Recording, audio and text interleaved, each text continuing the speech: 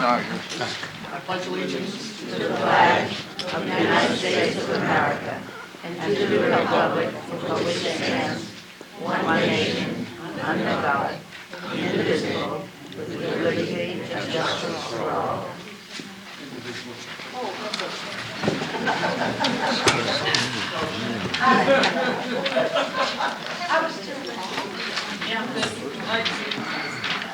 Okay, at this moment, at this time, we will have a moment of silence for a passing of one of our members, Jean Britton.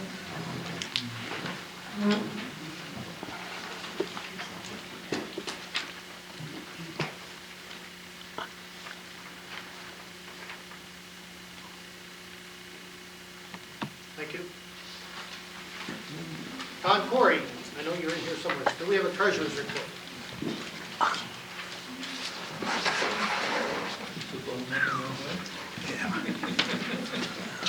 I got off page roll.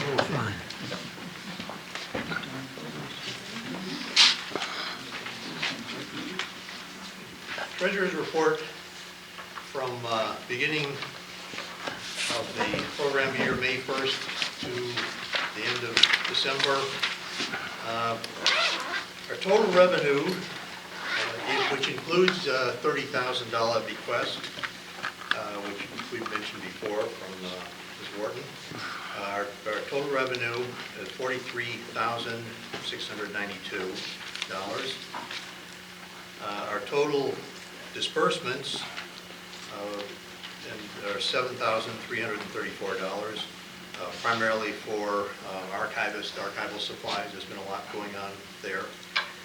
So we have a net increase in our assets of $36,350. And again, $30,000 of that is the bequest. That brings our total funds at the end of December to just under $150,000, $149,409. That includes the challenge gift. That includes the matching endowment account, which now is over $40,000. We transferred $10,000 in last year. The $30,000 bequest went in there, and then the balance of our funds for general account. We've had a positive financial impact through the end of the year. And I have extra copies of this original to the President, but I've got a few extra copies here if anybody is interested, and if I don't have enough copies, I'll make sure I get one to you. Any questions? Thank you, Don.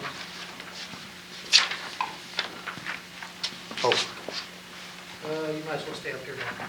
You want to talk about the town meeting? Yeah, I just wanted to mention the town meeting occurs before our next general meeting.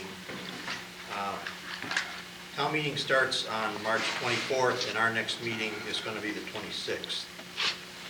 The 26th also show and tell. It's going to be here. It's not going to be over in the police station. But for town meeting, I've put on my Historic Preservation Commission hat.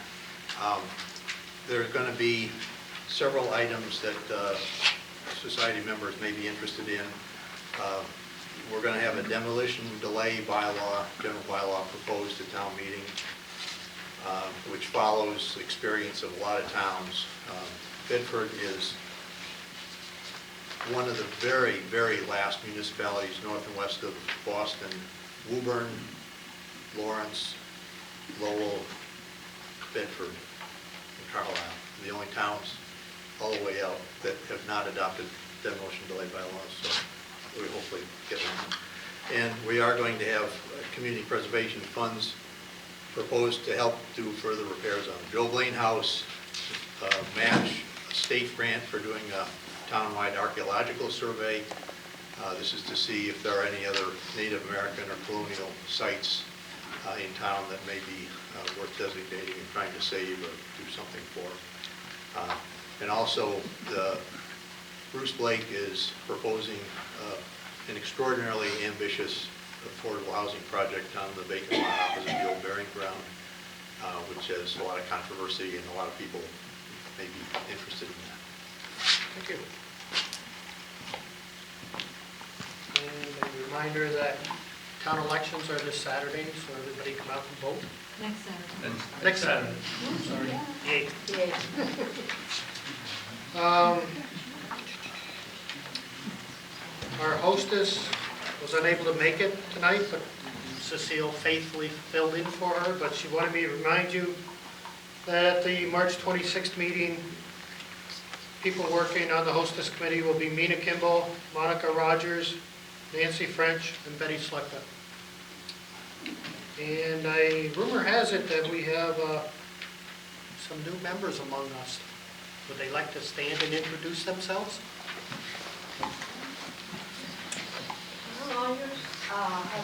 Okay, Cecile, you're the problem. We're not members yet, we just came down to say hello. Robert Ruth Sawyer. Glad to have you. Welcome. Any old business that somebody wants to cover? If they have comments or questions? New business? Don, I see you looking around.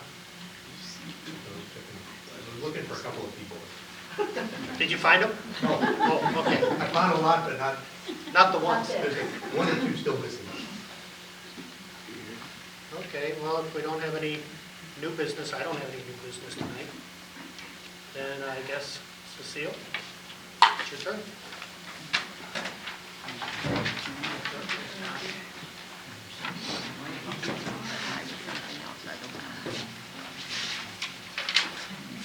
Well, before I introduce our speaker this evening, we have our own Bob Slutka, who's going to give us 5 minutes of Bedford history. Bob Slutka.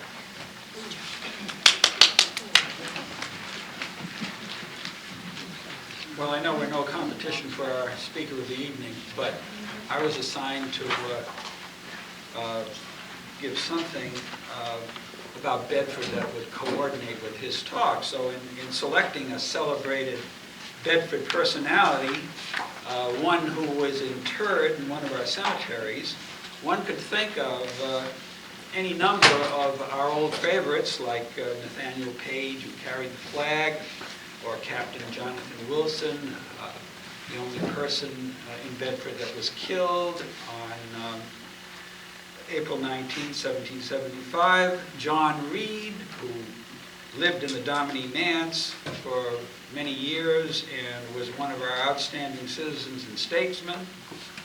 Or maybe one of our favorite ministers like Samuel Stearns, or even his very noted and beloved wife Abigail. Or more contemporary personalities that some of you may remember, like Dr. Emmanuel Pfeiffer, who lived on Great Road at the corner of Brooksby, and who was a veterinarian, a large animal veterinarian. But when large animals started to disappear, he gave up his veterinarian business in favor of establishing the Bedford Safety Razor Company, which in its early days was a very serious competitor of Gillette. And I am told that if Emmanuel Pfeiffer had been a better businessman, it probably would have surpassed Gillette. And there was a Judge Elihu Loomis, who lived on the other corner of Brooksby Road and Great Road, and who owned lots of land all the way down from that point to the Shawshene River. But all of these people were better known in Bedford. They were local personalities rather than anything. So I try to think of somebody who was better known outside of Bedford, and I came up with Wallace Gleason Weber. I don't know how many of you know of Wallace Gleason Weber, but you certainly know there are lots of Webers in this town and always have been. There are, I think, 51 buried in Shawshene and 13 in the old burying ground. So one of our larger families. Wallace Gleason Weber is probably best known outside of Bedford as the co-founder of Payne and Weber Company as many of you know, internationally known Boston investment firm. In Bedford, he purchased large parcels of land in the center of town and is probably best known for his development of Hillside Avenue, practically every lot on Hillside Avenue, and also Weber Avenue.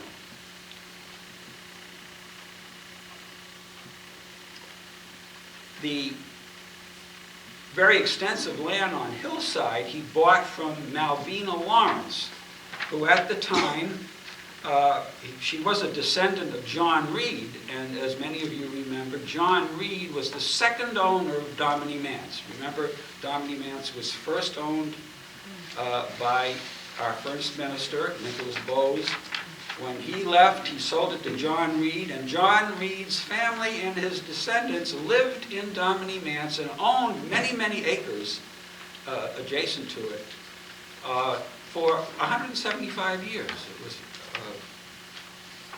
It had Reeds and their descendants. Well, Malvina Lawrence was one of his later descendants, and she sold the land to Wallace Weber. Now, I want to just pass out to you just a 1887 plan of the area of Hillside Avenue.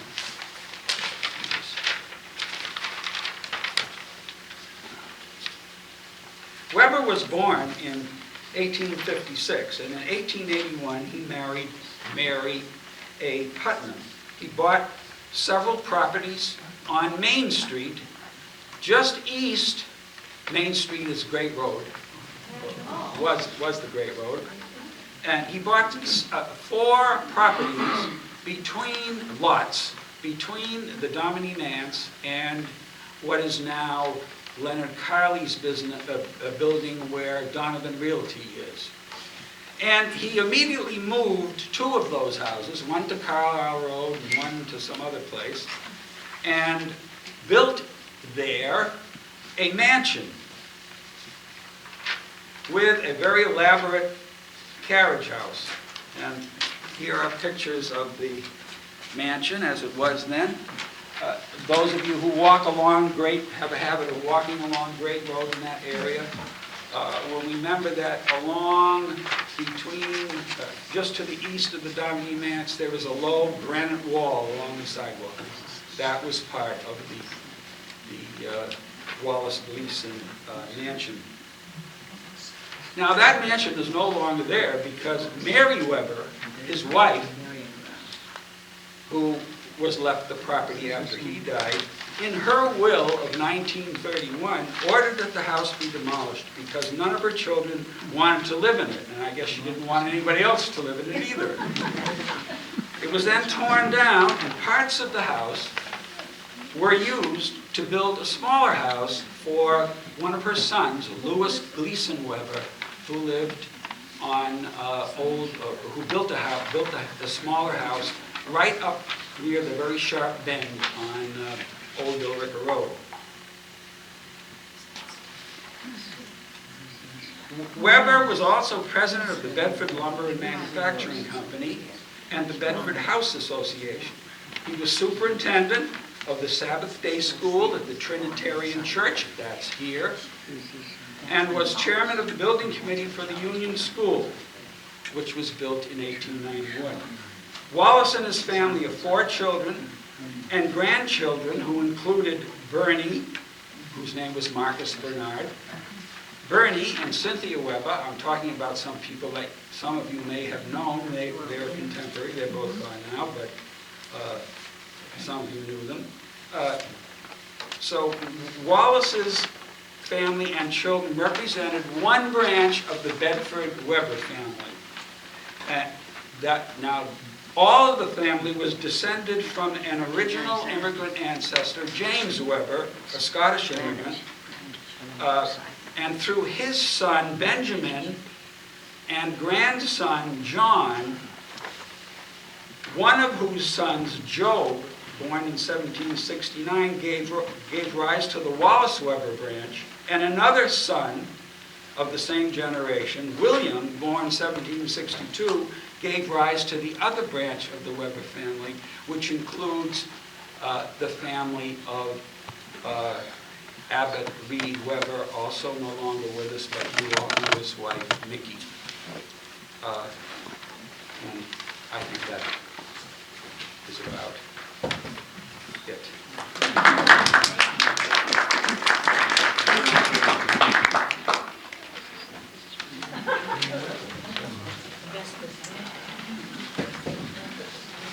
Thank you, Bob. Very nice. You know, as I was listening to Bob, and I've been thinking about this, I would like to have a list of all the towns in Bedford and who they're named after. And I already picked up a lot with Reed and Weber, and I know a lot of historical ones which come from the history book. But it would be nice to know, to have every name and who it was named from. And Donna Argonne thought about that some time ago. And then she and I were talking about it, and now I've been thinking about it. But it would take a lot of work. But I guess it would be if people knew their street or just start sending in things, might end up getting it named. What do you think? I think it'd be good, Mary. We go up to Maine in the summertime often, and we're in the town of Sweden, and in that town is Weber Pond. And there was and then I got a hold of a book of the history of Sweden, Maine, and it said that Benjamin Weber came, and I don't remember the date, brought his wife on horseback up there, and they settled in. From Bedford. But it said Benjamin Weber. Yeah, there was a Benjamin. There was a Benjamin. But I have the genealogy of the family here, so I can show you later where Benjamin was. And you got out of a book, out of somebody that knew what the street No, was? we saw it. We were there, and we go up there every summer. Well, if you think any more about this idea I have, help me out. Okay, speaking tonight is Mr. Arthur Quaker. He was born in Fitchburg, Mass. And he lives in Lunenburg. He has 2 sons. He graduated from Townsend, Mass. and University of Mass at Amherst in botany. Fitchburg State College. Also attended Bridgewater State College, University of California, Berkeley, and Bowdoin College. His profession is a teacher of biology, he was a teacher at Fitchburg High School, and of advanced biology.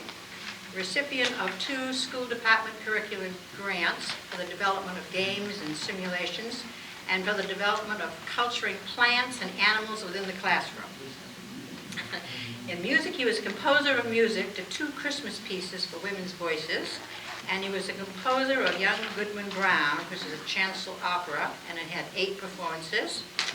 He's a composer of Ode to the President, which had 8 performances here and in Germany. He has been associated as an accompanist or music director for Stratton Players of Fitchburg and the Groton Theater, the Leonard Gaskins Choral, and the Sherwood Choral. He has arranged 2 piano scores for Gilbert and Sullivan operas and several Broadway musicals. He's an organist and a director of music for the First Baptist Church in Pittsburgh. He's a piano tuner and a technician. And he wrote a book called Author of Project Remember, which was about grave sites and notable Americans. And right now, he's one of his many things. Tonight, he's involved and he's going to show us a slide collection of grave sites of American notables.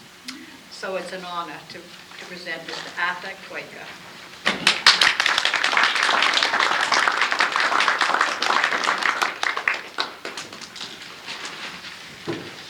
You had to go through the whole thing, didn't you? Yes, I want to know all about it. I had a question for Bob. Great Road, is that the same as Route 2A? No, 4 and 225. It's Route 4 and I happen 225. to live just about on 2A in Lunenburg, which is what there was before there was Route 2. A nice human-sized road. And Cecile's going to leave that quiz answer to the last? Yes, right after you. I'm going to put you all to sleep. As soon as she started passing out those quizzes, minus answers, the sound level in this room decreased. It sounded a little bit like the beginning of an MCAS test, if you've been following that. It was authentic, except for the weeping and wailing and gnashing of parents. I started this around, I gave you the figure, 1979. It might have been 76. Who knows? I've told the story so many times it's apocryphal, and I can say anything I want to now.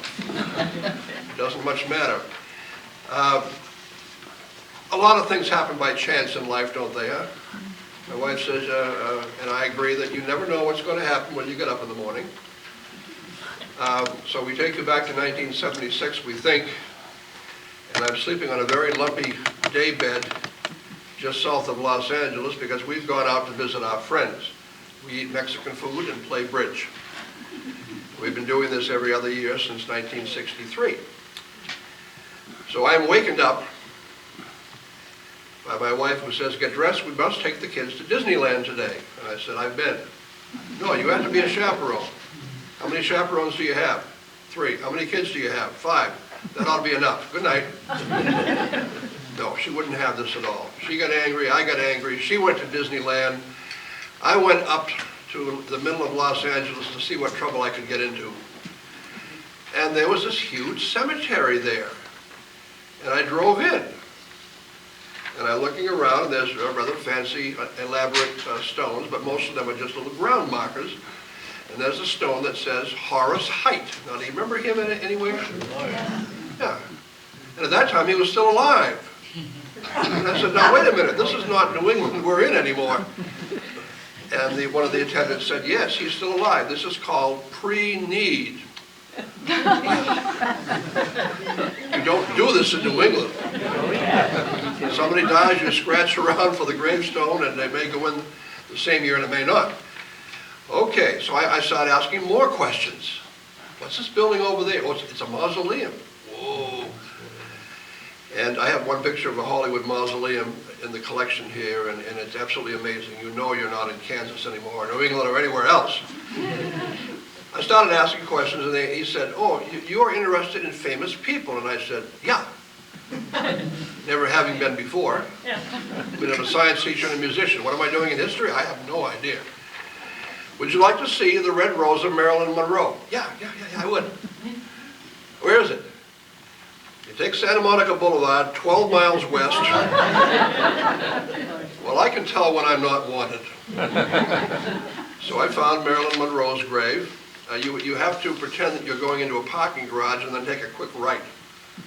And I'm in this little, I'd say 2-acre cemetery, and it's marvelously rich with Hollywood people and business people like Armand Hammer. Marilyn Monroe was there, of course. Do you remember Oscar Levant? Yes, he said, for exercise, I fall down a lot. I remember him. He was a favorite of Jack Parr. And Sebastian Cabot, you know him. You always played a butler. And a number of people, rather interesting people, were there.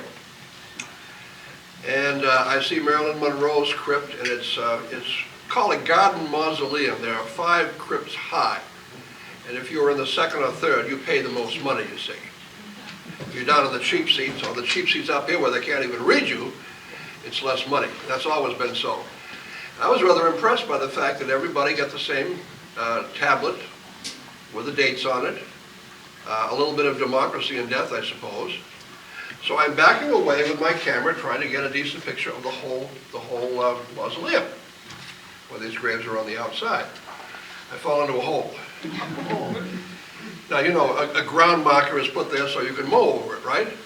But if it's been there a number of years, the earth sort of builds up. The organic stuff comes in, and now you've got a ground marker 4 feet under the ground level. So that's why I fell in. Camera goes one way, I go the other way. And I said, okay, and I find my camera, and it's okay. And I said, all right, who are you? And I scooped away the leaves. It's a musician that I knew. I didn't know him personally, but I knew him because I had sung something that he had written. Wonderful piece of music called The Geographical Fugue. You speak it, you don't sing it. Lots of fun. The Popocatépetl is not in Canada, rather in Mexico. Mexico. Wonderful stuff. I said, does anybody know this guy is here? Wait, is this the right guy? I go to the office. Yeah, it's the right guy. He's a composer. And while you're there, check out Oscar Levant. Ooh. And check out Mario Castello Nuovo Tedesco, who writes simple guitar pieces. Somebody with a long name like that with simple guitar pieces, wonderful. And Darrell Zanuck is there. I stood right there and said, does anybody know this fellow is buried here? And is there a book in it? Well, I didn't want to tell my wife. She was mad enough as it was. But 76 to 86, I wrote the book, and it got published in 86. I don't want you to buy the book. It's too expensive. $64, you don't want that. But it's a very pretty book. And it has 5,300 entries in here. I could read a short one. Here's one. In the religion category. It's done by category: religion, education, politics, entertainment, music, law, like that. Here's one: David O. McKay. Ever hear of him? 9th President of the Church of Jesus Christ of Latter-day Saints, Mormon, serving from 1951 to 73, buried in the Salt Lake City Cemetery. And some entries are quite long and some are very short, like that one. There's an index in the back. There are stupid maps that don't do a thing. But that's the publisher's idea, it wasn't mine. By the way, he died and I'm not going to put him in the next book. And I think my best idea was a geographical index. So if you're interested in Massachusetts people, you just check that out. So that's exactly what happened. And finally I told my wife about it. I went down to Harvard and checked everybody's dissertations. They have an index of dissertations for your advanced degrees. Nobody had done anything. I did find a little tiny, like little tiny supermarket diet book kind of a thing, and it was for the traveling businessmen, and if you went to any particular city, it would tell you who was buried there. But the thing was already 120 years old.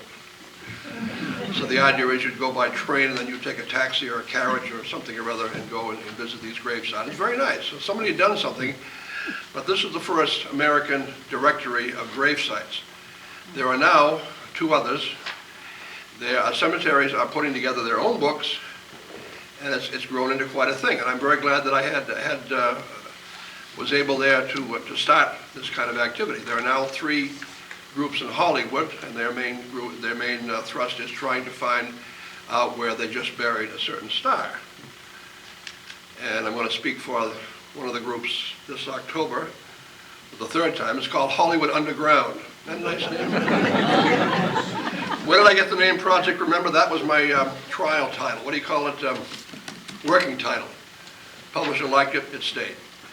So I've got a few people that I want you to see, including one buried in Bedford, then some presidents, and then a few other categories. Okay, you all set to, okay. I'll have some lights out.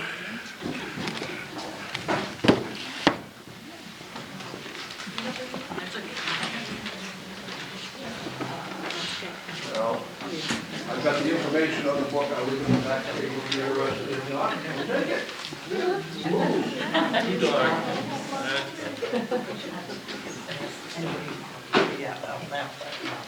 We have enough time. I have a 4th cartridge here called Because I Said So. I taught for 35 years and I built up enough nerve. Okay. Here's our Bedford person. Do you know this person? Alfred Church Lane. He's in the Shawsheen Cemetery. And what he did was to establish the fact that radioactive uranium breaks down into lead, and it will do so in a certain amount of time, and you can use this fact to date very old things like the age of the Earth, or a basalt thing. There are 3 basic radioactive dating systems. That's the oldest one, uranium to lead. Then we have potassium argon, and then the one that's getting a lot of press is the carbon system. That's good for cavemen and things. I didn't bring this other one, but right down the street in that little Lexington cemetery is buried the gentleman who discovered how to put artificial snow on ski slopes. Couldn't tell you his name. Copiano? Copiano, yes. Ralph Adams Cram, remember this every time you go across the Bourne or the Sagamore Bridge. He designed them both. He's buried in Sudbury. Catherine K. Davis. You know her? Little Drummer Boy. Made most of her living off the Little Drummer Boy, and never mind these wonderful choral pieces that she wrote. She's buried at Sleepy Hollow. This gentleman, I rather enjoy him. If I hold up what he invented and sort of turn it around a little bit, will you be able to see it, or? No, huh? It's the smiley face. It's yellow, it's got a black band around it, it's got a smile and eyes, and you can make it do whatever you want to. Anyway, he's buried at Notre Dame in Worcester, died quite recently, and they are putting up a family stone, but it's not up there yet. That's a Hollywood mausoleum. Everybody in little drawers. This is not New England, and I think it's absolutely spooky, but there it is. What's the name of that cemetery? That's Inglewood Park. There's one that's really got a fancy name, and there was a sloop on it. In Hollywood. Well, we have Hollywood Memorial. There's quite a few. Forest Lawn, Glendale. That's the big one. That's the one they won't let you in with a camera. I've been thrown out twice. You simply have to hide your camera. Anyway, in this corridor here, and it will say something like the corridor of eternal peace, the corridor of everlasting memory, the corridor of lots of money. Betty Grable is buried here, and I think I'll come up with her in a minute here. Now, I'm glad you stuck to Robert's Rules of Order, because here's the inventor of that, Henry Martin Robert, and he's buried at Arlington National Cemetery.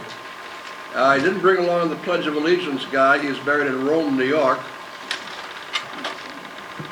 Here's Benjamin Franklin's grave. We're in Philadelphia, of course, and you apply to Christ Church, sign a paper, they let you in, and you tell them when you want them to come back and remove you from there.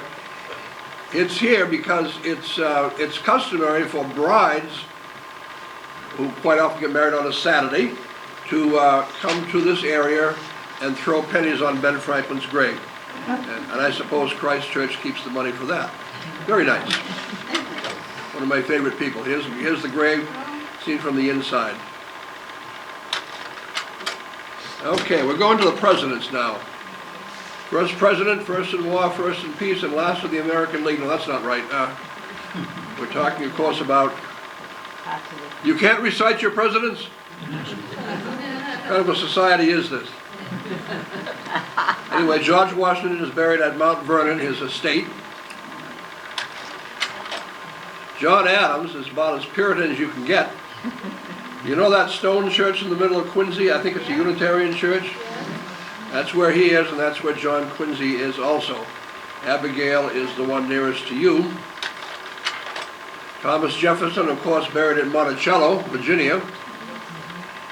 His stone says he was very proud of the rights of humans in the Virginia legislature and president of the University of Virginia, and something else, I forget what it was. Nowhere is there that he was proud of being president of the United States. James Madison in Orange County, Virginia. And Dolly, of course, too. She outlived him by 40 years. That's all she knew how to do, was to be First Lady. So for 40 years, she entertained in Washington. James Monroe. This is really not characteristic of what I thought he would have. It's somebody's idea of what a significant gravesite looks like. And we're in Richmond, Virginia. Here's John Quincy Adams, buried in Quincy. Here we have, who's the seventh one? Jackson. Andrew Jackson. His vice president came to power after he left after 2 terms. This is Martin Van Buren, just south of Albany, New York. It's quite a variety in these monuments. William Henry Harrison, who served 1 month. He spoke 2.5 hours at his inauguration. Pneumonia killed him 1 month later. And we're in South Bend, Ohio, right by the river. John Tyler took over for him, and he's also in Richmond, Virginia, very close to Monroe. Here we have James Knox Polk, who picked a fight with the Mexicans and got a lot of land from it. This is the grounds of the Tennessee State House in Nashville. I intend to get a better picture later. Zachary Taylor, another president to die in office. A couple of years ago, they removed him from his tomb. Do you remember why? The rumor was that somebody poisoned him with cherries, and they wanted to check out the cherry pits. They found cherry pits in the stomach still, and they were just fine. So it's still a mystery, sorry.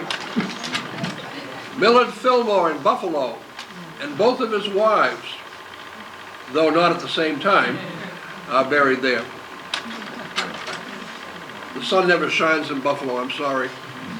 Franklin Pierce in Concord, New Hampshire.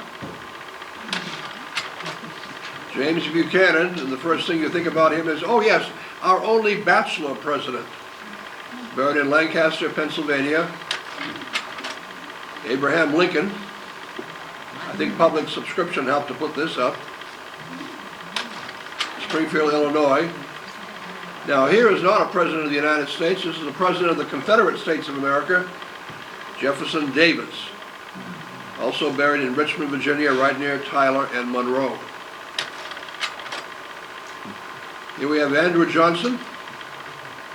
We're in Tennessee here. And you know this one. Grant. A nice view from Riverside Church on the west side of New York City.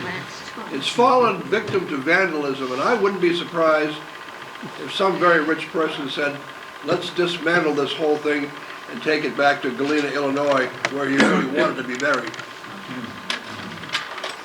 Rutherford B. Hayes, who became president because he had more electoral votes than his opponent, but not more popular votes. James Garfield was assassinated, as you probably remember. We're in Cleveland here. This is probably the only place where you can see the coffin of a past president. His wife is over to the right. Notice the difference in style. She lived quite long after him. He was only 40 when he died. Chester Allen Arthur, Albany, New York. Now he's not buried in that catafalque there, he's underground, but it's a very nice Victorian style memorial. There it is.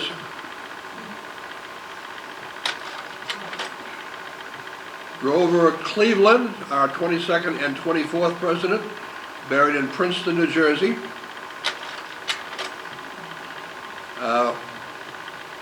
Benjamin Harrison of Indiana, and both of his wives, one of whom started the DAR. McKinley, who was shot. Canton, Ohio. By the way, he was shot with a gun made in Fitchburg, Massachusetts. I bet you didn't know that. Well, we're still trying to live it down. Can even tell you the manufacturer, but never mind. Marvelous show lately on Theodore Roosevelt. Did you see it? It was 2 nights. It was on probably Channel 2. Very, very nice. Oyster Bay, Long Island. Here we have William Howard Taft. It's a little bit overexposed. That's nice pink marble.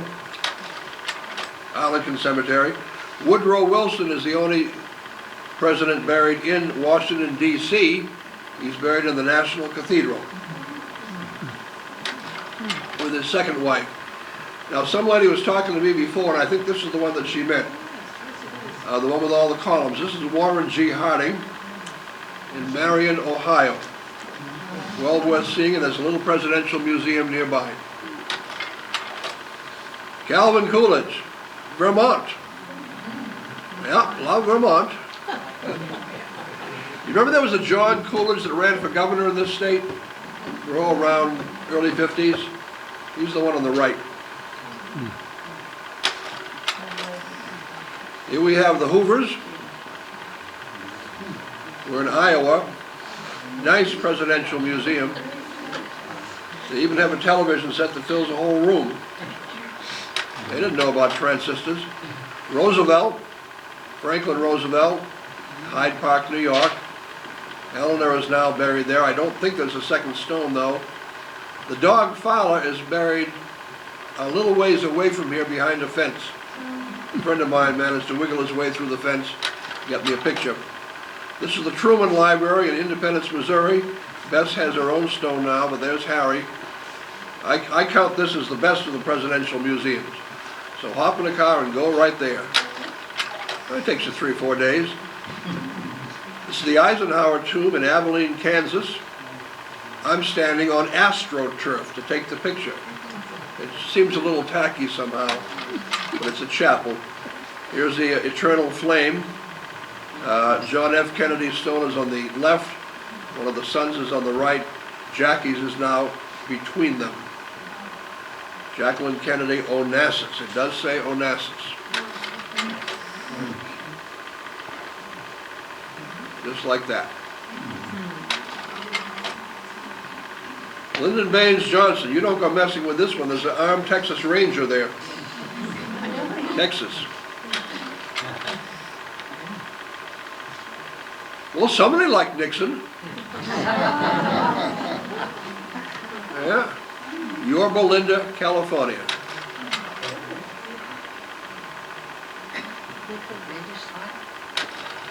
Accentuate the positive. That's the end of the presidents. We now have a few extra ones. Aaron Burr, also buried in Princeton. That's the original stone, and they, I think, put in a brand new one, but I don't see it. This is the guy who lost the election to Rutherford B. Hayes. Yeah. I think, yes, there it is. And right above the name it says, what, I still trust the people?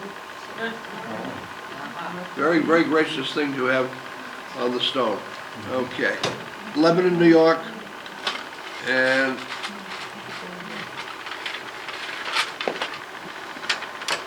this is Ugluk the Eskimo.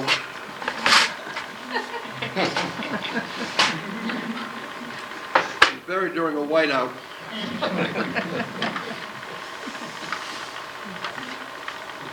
Okay. And this thing hasn't jammed yet. Isn't that nice? I thought I would stick for the beginning to Massachusetts people. This is Jake Worth. Remember him? We're in Forest Hills in Boston, the section of Boston known as Jamaica Plain. They're still serving, aren't they? Yeah. Reggie Lewis, been dead 10 years, no stone.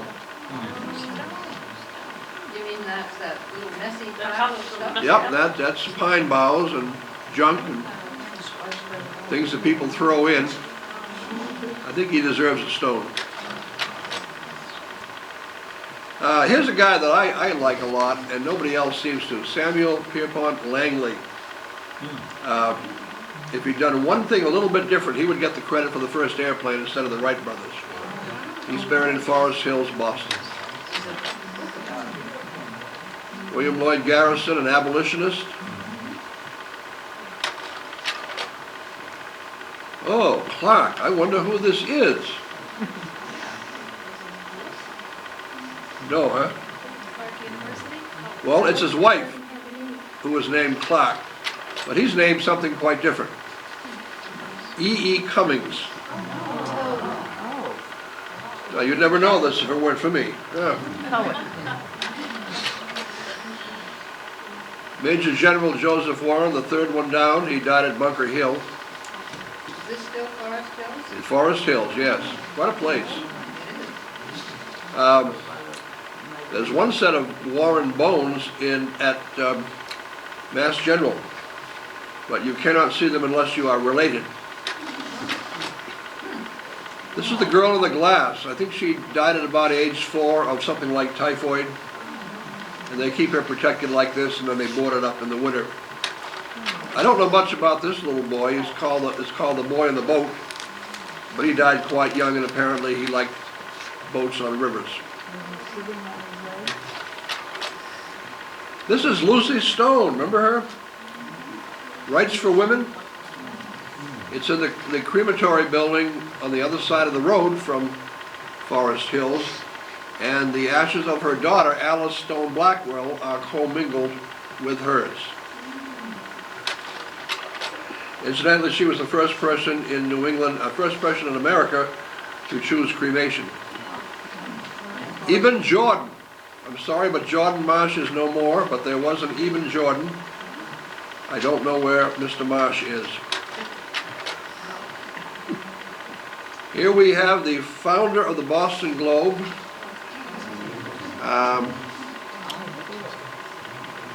This is Charles H. Taylor. Then we have William O. Taylor, who was until recently publisher of the Globe. And then we have John Irving Taylor of the same family, whose money built Fenway Park. And I wish there were a new Taylor around to build a new Fenway. I wrote an article to the Globe and they wouldn't take it. Well, who is this? Somebody likes statuary. Well, it's probably the guy's wife, right? Well, here's who it is. Arthur Fiedler, tire tracks. How about that? This is in St. Joseph's in Roxbury. He wanted his ashes scattered off a fire engine. Didn't get it, did he? This is Honey Fitz. John Fitzgerald, mayor of Boston and father of Rose Kennedy. John Kiley played organ for Fenway Park. Oh, we don't want just 200-year-old people here, goodness sakes. John McCormick, Speaker of the House, still in St. Joe's. This is Cardinal O'Connell's tomb. I think it's in Brighton, section of Boston. Now, if they give up the building, what's going to happen to this? I'll tell you, it's a mess inside, too. Your friend and mine, or your fiend and mine, yes, James Michael Curley. And we are in Old Calvary Cemetery, Roxbury. John Sullivan, the boxer. I didn't take this one. This is John Harvard. It's a small locked cemetery in Charlestown. I believe it's called Phipps Street. Here we are in the Granary Burial Ground in Boston, right in the center of Boston. Here we have Samuel Adams, patriot, stirrer up of passions. He's supposed to have started the Tea Party. And master brewer. They never mentioned that in the history books, you know? Well, they're probably afraid the kids are going to read these things and say, whoa, here's somebody for my money. This is the monument to the Boston massacre victims, including the gentleman called Christmas Addicts, who gets a lot of press. The others don't get much press. This picture is now in a middle school history book with credit given to me. I just received a copy of the book. That was nice. Here is Mary Goose. She was a minister's wife and she told children stories. But what mother doesn't? She has nothing to do with Mother Goose, who was a German woman. The Mother Goose, the Grimm fairy tales. And they've tried to connect her with it, and they can't do it. But her name was Mary Goose. Here we have John Hancock, President of the Continental Congress. We're still in the Granary Burying Ground. This is Robert Treat Paine, and I'm sorry, I forgot to look him up. I get him mixed up with the other Paine. You know what Robert Treat Paine did? Wasn't he a signer of the Constitution?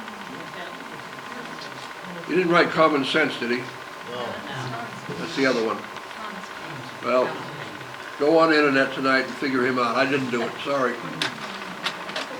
And finally, Paul Revere.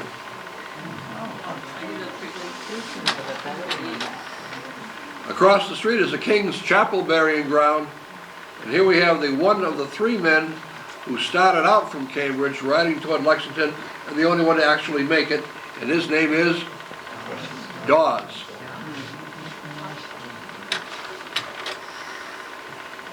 In Cambridge, I have one from the city of Cambridge Cemetery. This is a black boxer who lived in a time where they didn't allow black people to do major sports events. Jack Dempsey took a look at films of him and said, I couldn't have beat him. Sam was years without a tombstone. Somebody finally bought one. Here we are in Mount Auburn, and you know this person, obviously. Right, Baker Eddie. There's a rumor that there was a telephone put in the tomb. You probably heard that. And the answer seems to be they had a guard there for about a week to keep tourists away, and he had a phone connecting him to the office. So that's probably where it came from. Phillips Brooks wrote A Little Town of Bethlehem. He's buried in Mount Auburn. Unfortunately, he wrote it before he came to Boston. He wrote it in Philadelphia, and he was rector of Trinity Church, the one on Copley Square. Beautiful place, isn't it? Here we have a monument to Robert Gould Shaw, and the film came out, perhaps 10 years ago. The film name was Glory. And he commanded a detachment of all black soldiers, and they tried to take Fort Wagner in South Carolina, near Charleston. They failed. He was killed. So I went down to Charleston to try to find Fort Wagner and the gravesite. There isn't any. It's underwater. Enough sand is swept away so that the sea covers where he would have been. But he came from a privileged family in the Boston area and decided this is what he wanted to do, go fight for the Union. Here we have Joseph Worcester. He invented a dictionary. Now, of course, you think of the dictionary as being invented by Noah Webster. And the answer is Noah Webster had better press than Joseph Worcester did. There wasn't much difference in between the two. Here we have Isabella Stewart, Gardner. This is Jack. And if you've never been to the museum, you should go. Right nearby is the Henry Cabot Lodge tomb.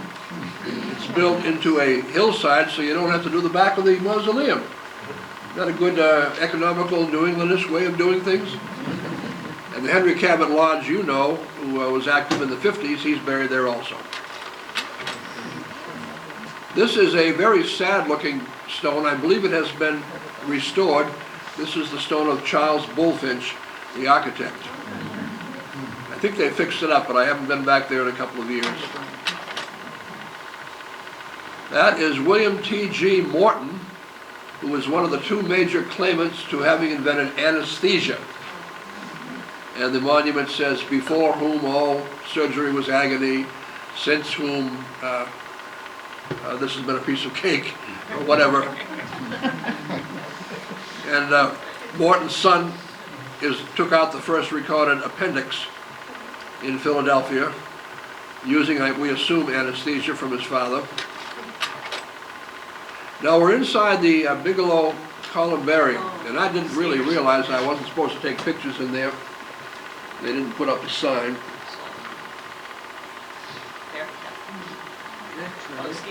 And you recognize three names in the skating world who died in that plane crash in 1961. Yeah, Lawrence Owen had just become women's senior trophy holder for us. Maribel Y. Owen was in a pairs duo, and Maribel Vincent Owen was many times national champion for women, of course. That was the mother. And of course, that was the end of skating for us for quite a while. In the middle, we have Felix Frankfurter, Supreme Court Justice. I like this one. That was one of the, what do you call it, geodesic domes. He invented, I guess, the buckyball, or his... but the statement, call me trim tab. What's that mean? I got some help from Mount Auburn in figuring this out. The trim tab is right behind your ailerons of the plane. So you have a flap that will help you go up or down. And then there's a little thing in back of that called a trim tab. It's really part of the aileron. And I believe the tail assembly also has them. And once you're in the air, you can adjust this for the load that you have. so he can fly straight and level. And he's trying to say he had a lot of good ideas, but actually he worked on other people's ideas to improve them. Very nice. Everybody's favorite organist? Yeah.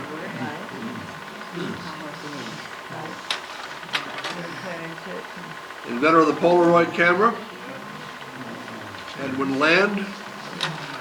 I'll read them for you who are visually impaired. Of course, I am too. And this is Fanny Farmer. Not much of a stone. She devised a famous cookbook. She had nothing to do with making chocolates. We're in Brookline, and here is the grave of Zabdiel Boylston. And he was, I think, a colonial governor, or perhaps a real state governor. And what he gets credit for is inoculating his family against smallpox. And because he was so prominent, other people felt it was safe to do. And we saved a lot of lives from smallpox. They ought to fix up the grave. Old Cemetery Brookline. This is Joe and Rose in Holyhood Cemetery, the Catholic Cemetery in Brookline. There are also two younger Kennedys buried there, including the one who tried to confuse football and skiing. Remember that one? And one drug addict is also buried there. David is one. Michael, perhaps? David and Michael. Never mind who is who. Well, let's see, what are we doing? Oh, okay. We are going on, is what we're going to do. Remember him? Hello, Joe. Hello, Mr. Dunny. Jackie Gleason show. And what he always finished with is a marvelous little Irish ballad. Pretty good singer. Now, you've heard of... Oh, exactly, yes. There are two Kilroys. This one is Melrose. There's also one buried in Halifax, Mass. And they both claimed credit for the Kilroy symbol. Kilroy was here. Here we are in Sleepy Hollow in Concord. I didn't include the people who are on Arthur's Ridge, figuring you'd already been there. I'm sure in many cases it is true. But here we have Jim Crockett. Crockett's Victory Garden.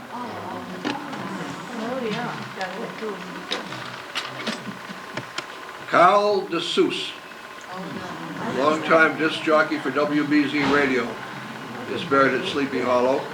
And we already saw K.K. Davis. And Elizabeth Palmer Peabody, here she is given credit for establishing the first kindergarten in America. There are also two other women who claim credit. Daniel Chester French, now he did the Concord Minuteman, did he? Yep. And the seated Lincoln inside the Lincoln Memorial, and his studio out in the Berkshires. That makes a nice little tour this summer. Harriet Beecher Stowe in Andover, right on the campus. Here we are in Lincoln. He started the computer company, but he didn't really appreciate the need for getting you and I to run computers. He felt they would always be business machines. Thomas Watson. Now, if I say something, you will know exactly who he is. Mr. Watson, come here. I want you. That was the Watson that Alexander Graham Bell called on a telephone and said, North Weymouth. Joe Moakley. That's in Blue Hill Cemetery, Braintree. I thought it was nice to do it right through the fence because it looks a little like a baseball fence. Tony C. And we're at Holy Cross in Malden. Also buried there. Remember this case? The guy shot his pregnant wife and then tried to say it was a Stewart, yes. Tried to say a black robber or something or other. And Christopher was her unborn baby, I believe. This is also Holy Cross in Malden. And finally, nobody remembers this one anymore, but in the 20s there was a Catholic priest named Power, and he didn't claim, but people claimed for him that he did miracles. So people would visit the tomb after the graveside here after he died and chip off pieces, hoping that would bring them some blessing. So they had to put a fence around it. Father Power. That's Holy Cross in Malden. Out in Fitchburg, or actually Leominster, we have a local celebrity. This is Robert E. Cormier, writer who wrote books for young people. Two of them are I Am the Cheese and The Chocolate Wars. Very, very wonderful newspaper writer. We have anonymity. This is Jacob Riis, R-I-I-S, who wrote about slum conditions in New York City, turned people's minds around on the conditions there. He's buried in Barry, Mass. He retired to this area. Oh, I read something on an email today. Chance is God's way of saying he wants to be anonymous. I don't know what to make of that one. Well, you think about that and worry. This is, I'm going to get his name now. Name is certainly Adams. And I'm afraid I write too small for... Anyway, he was first owner of the Boston Braves.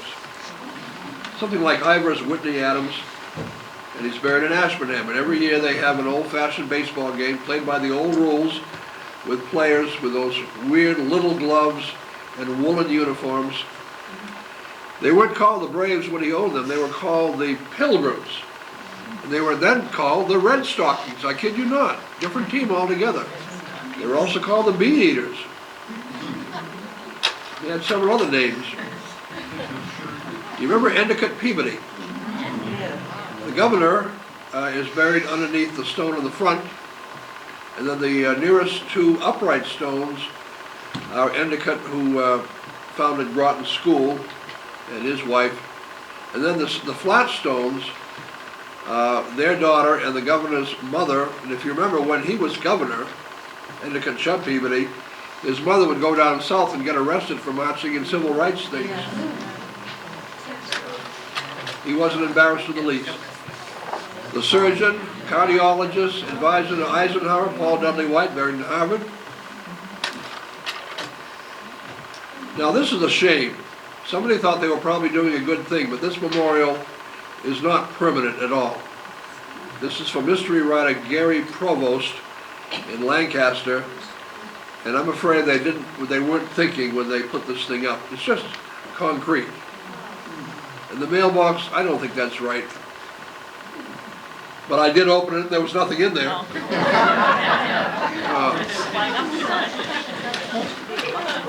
That's a mushroom, yeah. Here we have a literary giant buried in Lancaster. He wrote The Remarkable Story of Chicken Little. Dear me, the sky is falling. You may have Thoreau and Alcott and Hawthorne and all those others down here. We got John Chandler. And every kid has read that one. This gentleman, buried in Townsend, started the first Masonic order in America. I presume it's Scottish, right, since I don't think there was anything else. They appointed him sort of a missionary to New England. He arrived in Boston, got together the Masonic order, retired to Townsend, and died. Remember Gertrude Lawrence? The King and I, on stage. This is in Upton, and for a person that puts so many people in theater seats, I think that's a nice touch. You get to sit there, look at the Stones, and think about what she did for American musical comedy. And her grave is actually covered by British soil. But she married a businessman named Aldrich. and was not sad about being buried here. Horatio Alger. He wrote books for boys. One of them was called Luck and Pluck. It's too bad he was also convicted for molesting boys, but never mind that. He's buried in South Natick. Well, these people are not all angels. You know, you see a stone, it'll say beloved husband, grandfather, whatever. You should have seen the old rip in real life sometimes. Governor Volpe. You know the Volpe Transportation Building in Boston, of course. This one you never hear about. F.E. Carlton improvised Rockabye Baby to get a kid to go to sleep. Well, why not? Mount Feak Cemetery, Waltham. Here we have Jack Kerouac. People keep leaving messages. Sometimes they leave beer cans. I even saw one leave a full bottle of beer. I didn't touch it. There is one there?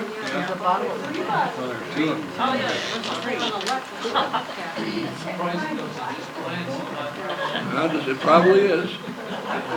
But I bet it's already been smoked. Another one who gets this kind of treatment is that, who's that guy buried out west? No. Well, I'll never figure it out now. Jimmy, well, he's not here, forget it.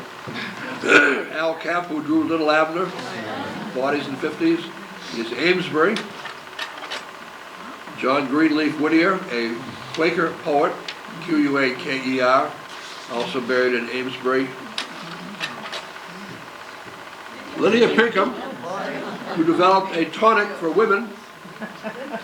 She is the first person to have her photograph on the label of a nationally distributed product.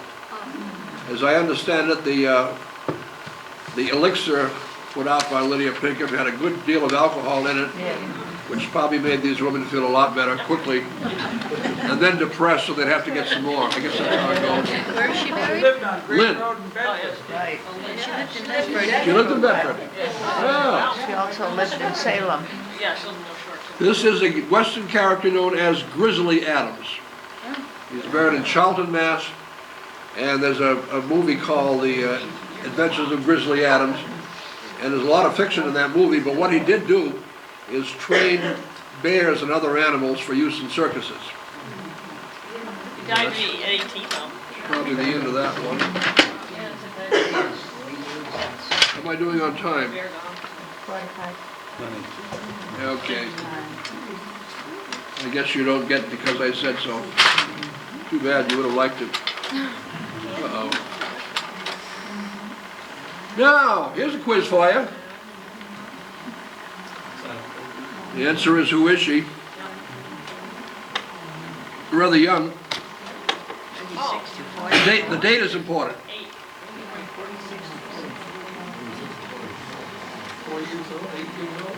8 years old. Nobody has a computer that can say what the date is important for. It was the Hartford Circus Fire. She was Little Miss 1565, and from 1944 to about 1992, nobody knew who she was. And a policeman of Hartford made it his life work to find out who she was. And she was from a family in Southampton, Mass, who had already lost a little boy to the fire. And I don't know why they didn't say anything, but they didn't. So here's her real name, Southampton, Mass. Milton Bradley, known for toys and games, Springfield, Mass.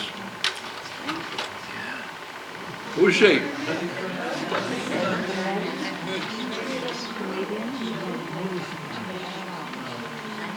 She was a Miss America to begin with, and she advertised, I think, General Electric refrigerators.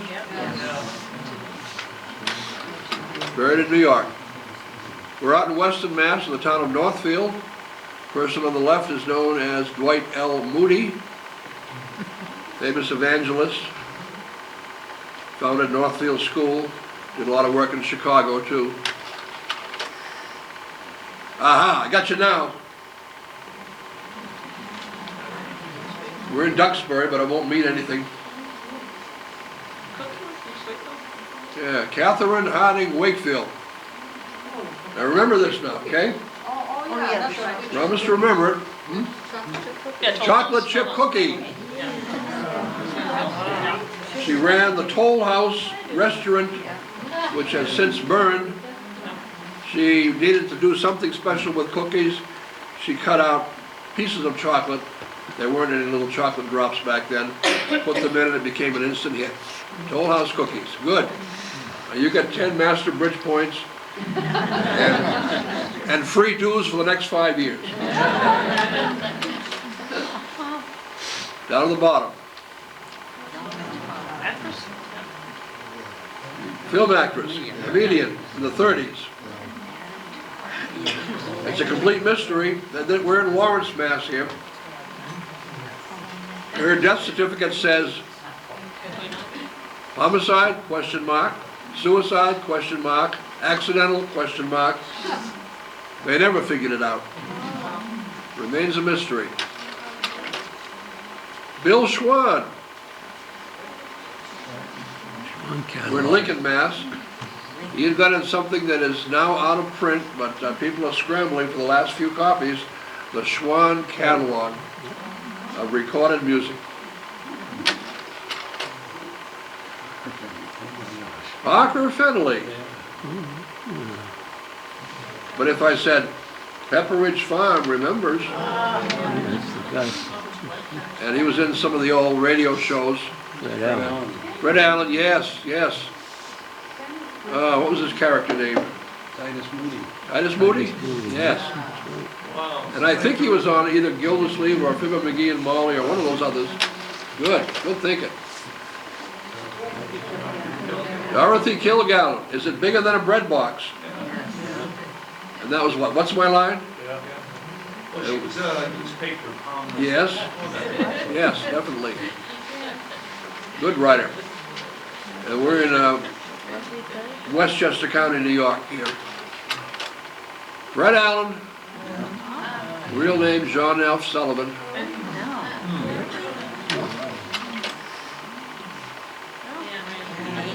I have a friend who likes to go out in the winter and take these things.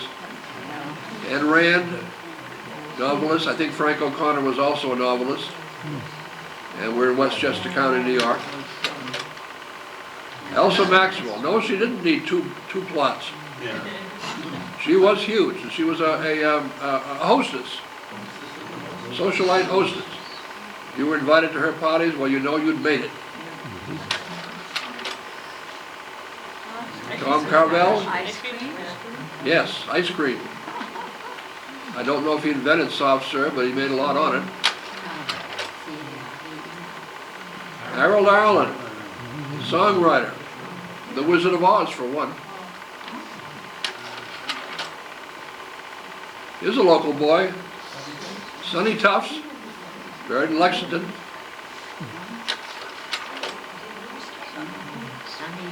Oh, you ought to get 10 master points here. Nyla Mack. I'll try you on the song, okay? Cream of wheat is so good to eat, and we have it every day. She produced a show called Let's Pretend. Radio show, Saturday mornings. And after her, you could listen to Buster Brown. Those were the days. Here's a terrible situation here. The boy was 3 years old.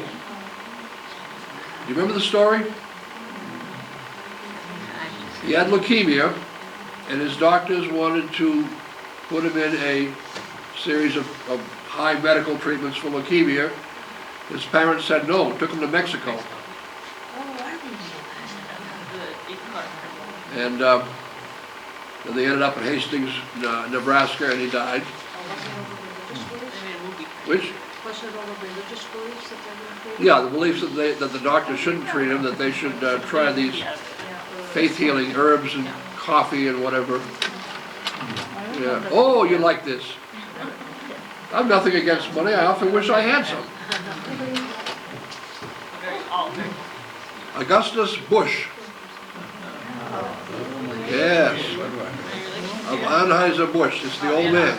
Not the one that owned the St. Louis Cardinals, but the first one. You may ask where the Anheisers are. Oh, they're out back.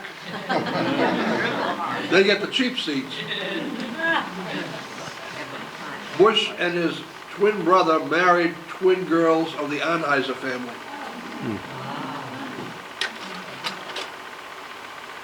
Rockefeller.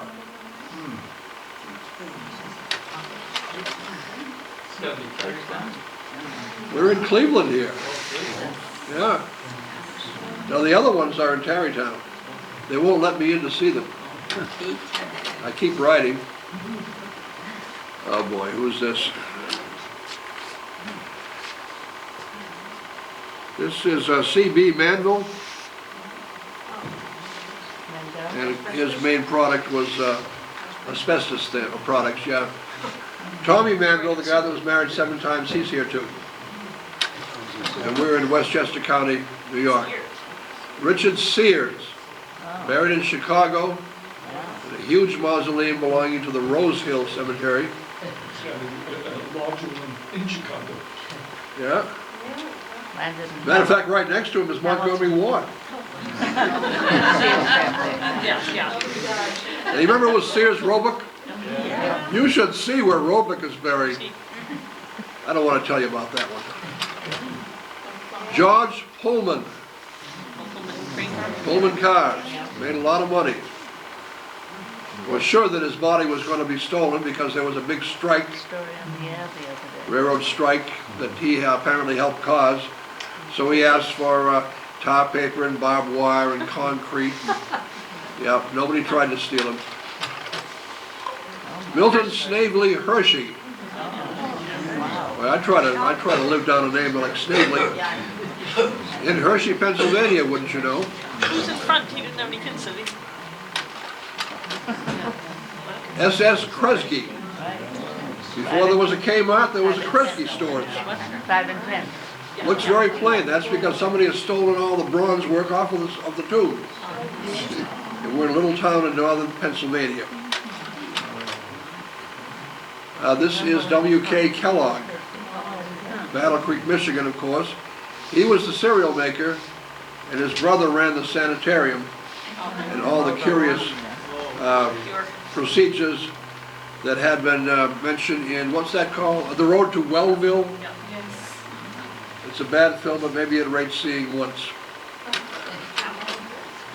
The Bach Tower. I didn't check on him, but I think he ran either Ladies' Home Journal or Women's Home Companion. A bunch of magazines. I think that is a, what do you call it? Sundial. You know, where you tell time by just shadows? Sundial, okay, thank you. Now, I wasn't intending to even take this, but then I found out who it was. You've heard of the furniture maker, Broyhill? Yeah. Special. That's about the most elaborate one. And the only one up there is him. The ones who started the company are in back of me in a little churchyard. North Carolina. J.C. Penney? I think. I thought I'd have a little more light to read this. That's Penny, okay. Greek temple. How about Woolworth? I think he's coming up. This is the guy who did jeans. Levi Strauss. And we're just south of San Francisco. This is R.J. Reynolds, the first, which is Salem, North Carolina. Tobacco? I'm not going to editorialize. I know about anti-smoking people. J.P. Morgan, 4 generations of J.P. Morgan, Hartford, Connecticut. Here we have Woolworth. Man, I think you have to admire his style, don't you? I thought so. This at the time was the second richest person in the country. This is O.H.P. Belmont and his wife, Alva Erskine Smith Vanderbilt Belmont. What was that name again? She collected wealth. I couldn't say it twice. We're in the Bronx, New York, and she is the one that went on suffragette marches and was clapped into jail and said to her supporters, "Don't worry, pray to God and she will help you."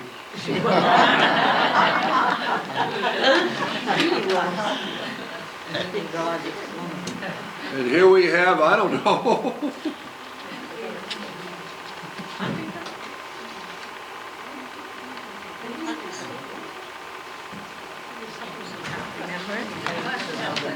Yeah, it helps if you read the right page. We have a very rich person, let's see.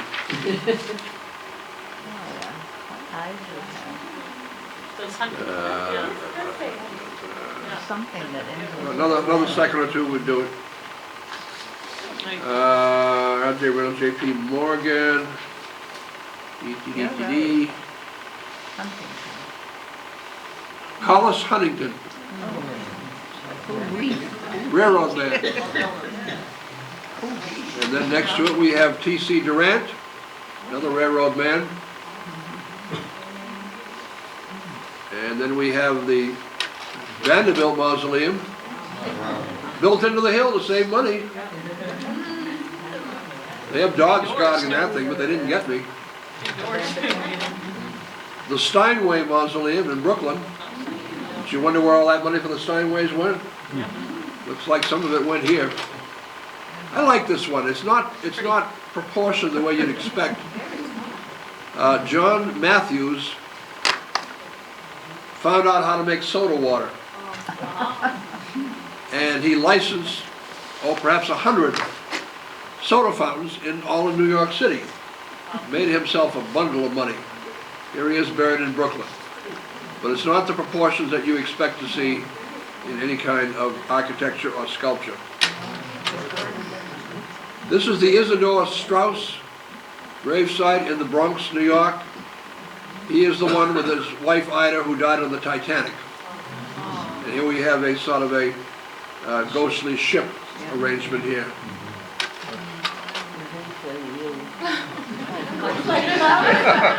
I'm wondering about that, yeah.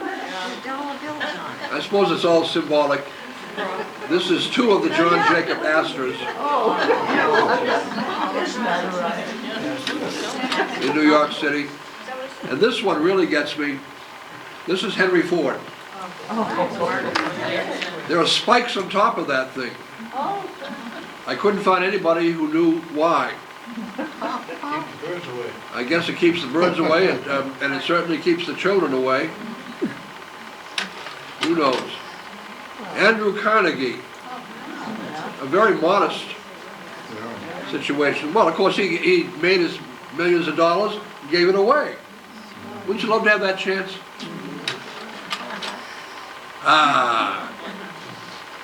I'll show you the fancy ones first. This is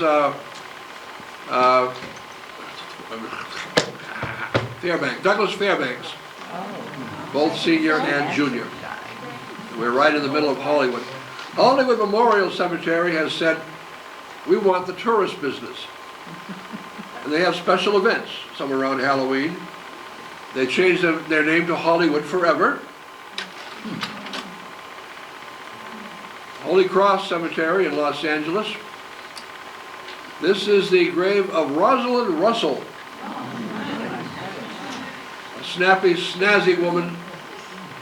Why does she have such a big site when everybody else has little single stones? This site belonged to an order of monks, and she talked them out of it. Not bad. Jack Benny, a gentle man, and he always was. This was taken before Mary Livingston died, but she has similar printing. We're in a Jewish cemetery, of course. Here we are in Palm Springs. Sonny Bono. He's another one that didn't know where the trees were down the slope. And the beat goes on. Phil Harris, Alice Faye. We got a special tour. Now, at the time, Alice Faye was still alive. And the funeral people said, well, would you like to take the ashes over to the crypt, put them in there? And she said, no. He was on the road most of his life with his orchestra. I want him home for a while. So there they are. People don't remember what a good actress and a very pretty woman she was. They remember Phil Harris on the Jack Benny Show and then on his own with the That's What I Like About the South and other irreverent songs. Not even any grass.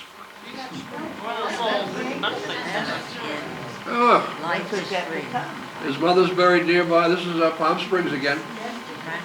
And Julie Rizzo is buried nearby. You'd think they'd keep just a few square feet moist. Oh well. That was blank for so long, and they finally put a marker there. A nice one. Outlined by a lariat. Nice man. This guy gets grass. Roy Rogers. Yeah, that was his real name, Sly. Sly's a bad name for a cowboy, don't you think? Yeah. I forget what the 33 means. But he's out in the high desert. If you ever traveled trying to get to Las Vegas from Los Angeles, you have to go up a huge pass. And then you're in the high desert, and he's buried in the high desert in a very dry area. But I guess his money took care of all the grass. Let's not blame him for it. I like that one. Thank you. He says thank you for seeing his films and for liking him. And right nearby, but not too near.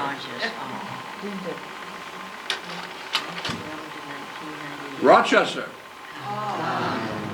What'd you say, Mr. Benny? Yeah. I got there to take the picture, and there were signs all over the place. We are not responsible for earthquake damage. And I drove down a road and I had to stop because the right side is 2 feet higher than the left. Yeah. Can't forget her.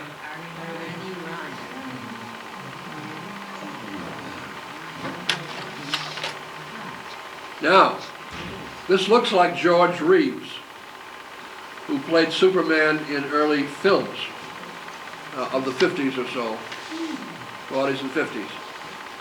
This is not George Reeves' ashes. They put that there so tourists will be happy. Where is George? Right in the middle there. Turn around backwards. We're in Pasadena. Yes, he is. No relation. B. Benaderet. Remember her, character actress? She was always the operator on Jack Benny. Number, please. Wonderful.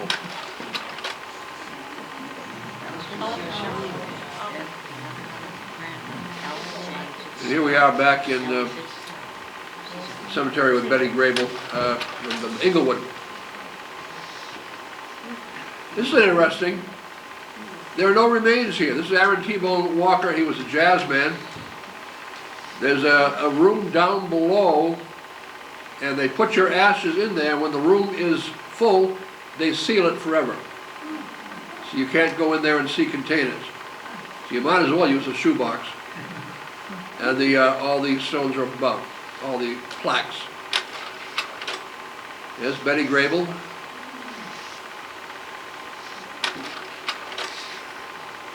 Can't forget him. He's buried in Inglewood. So is this lady. We were chasing her for quite a while. Rumors were that she had been removed to New York. So we asked to see the removal orders. They showed them. And she was removed supposedly to a fictional cemetery in New York City. So we don't think she's gone anywhere. You remember the show Gypsy? Movie and the stage show? She was the one that turned stripper. Her sister, I think it's June Haver, who's still alive. June Haver was married to Fred McMurray. Now, this is not a gravestone. Hattie McDaniel wanted to be buried in Hollywood Memorial, but at that time it was segregated. So now they said, we would like to bury Hattie in Hollywood Memorial, and the family said it would be such a mess to dig everything up. Why don't you put a memorial stone? So they did this in 1999, and this is called a cenotaph, C-E-N-O-T-A-P-H. It means there are no remains here. Jane Mansfield has one also in Hollywood Forever Cemetery. Hollywood Forever's symbol is the symbol for infinity, which you can see up above. Don't call me Bugsy.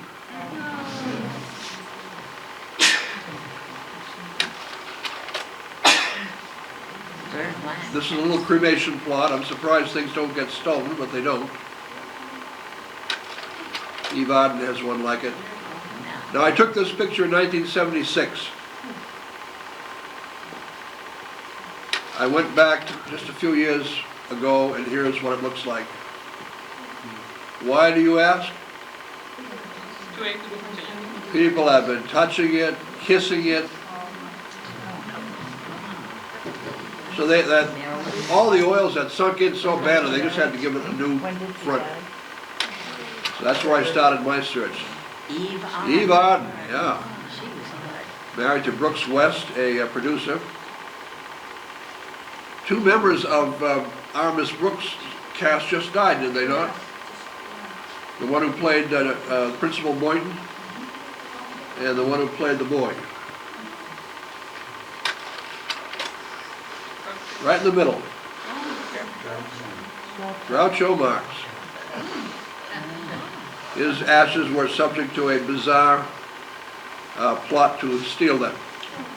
Somebody actually did steal them and left them in another cemetery. Ruby Keeler.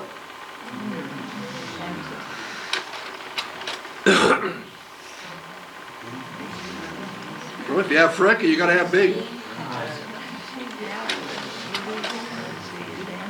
Remember the Jack Benny cast?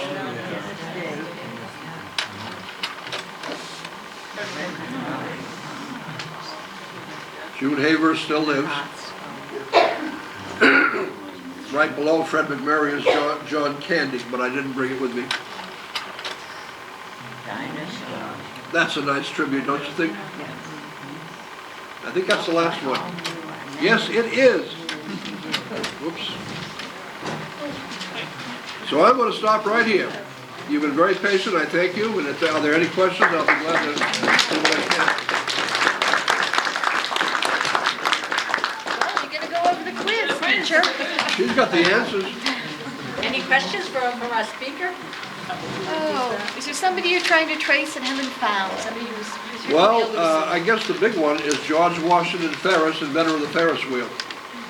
We lost that guy. Probably somewhere in Pennsylvania. One just came in. I don't think you've probably heard of this person, but her name was Minnie Mattern Fisk. And she was a child stage actress. Then she became a good adult stage actress. Had quite a life on the stage. Somebody on the internet found my website with a request for information on Minnie, and he's writing a biography, so I have the information. So I guess George Washington Ferris would be it. Oh, Charles Adams, the cartoonist? Oh, yeah. Yeah, I keep a list of 10 or 15. If you take that paper in the back, it gives you my website if you want to look up that list of unknowns. Everybody's got to be somewhere. Because quite often the answer is cremation, and the family says nothing. This list, by the way, this quiz came from Mr. Quick. He thought maybe you might be interested, so I Xeroxed it, and that's what you're looking at. Anyway, the first one, nothing in moderation with Ernie Kovacs. The second one, she had done what she could, was Carrie Nation. Oh, I got that right. And My Jesus Mercy was Al Capone. I Had a Lover's Quarrel with the World, Robert Frost. We knew that one, yeah. And Robert Frost. E is F, I Still Believe in the People, Samuel Tilden. You saw that tonight. Jackie Gleason. And away we go. What's her name? Willie, was that Willie? Willie Cather. Yes, Willie Cather. That it happens to be resolved into something complete and great. Tip O'Neill, When Irish Eyes Are Smiling. And Scott Fitzgerald. And So We Beat On, Boats Against the Current, Borne Back Ceaselessly into the Past. Dinah Shore, Loved by All Who Knew Her and Millions Who Never Did. We saw that on the stone. And what's the next one? Fuller. Called the Trim Tab. We saw that too. And the last one, Alf Landon, Topeka, Kansas, 1987 to 1987. So I have all the initials here if you want them, but you probably have them already marked. Anybody get all of them? You did, Joe?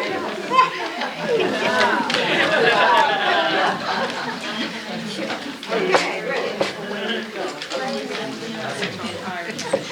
Drop it again. Thank you. Don't forget to come next month. We're going to have a good program. Don Corey's going to be running it. That's right.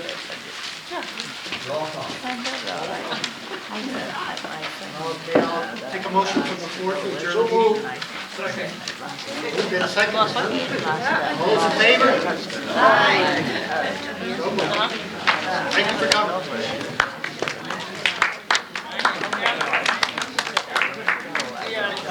Very interesting. Very interesting. Yeah, Just looking at it. Yeah, it's not- I don't. You don't see like